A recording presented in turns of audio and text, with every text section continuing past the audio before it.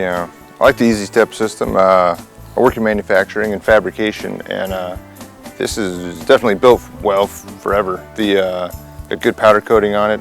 I think the Easy Step system will be a good addition to anyone who does a lot of gardening. You're going to find more than one use for it. Obviously it's good for trees, but I would be excited to try out their tomato system for next year's tomato crop.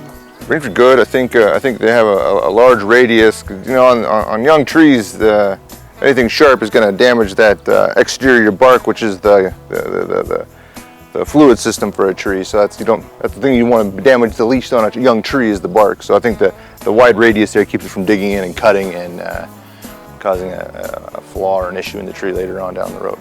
The quality's good. This is really, really rocky, hard ground. It's like sand and clay. It's like the worst combination to put a stake in ever. These are bomb-proof. I mean, they're gonna outlast the tree, that's for sure. I think really you want to keep it tight for while it's growing. You know, wind is a rare occurrence, but keeping it straight while it's growing is the end state. And I think it's gonna do that very good for the life of the tree until probably the first year or two, until it's good and settled in the ground. I plant a lot of trees, so it's nice that it's reusable.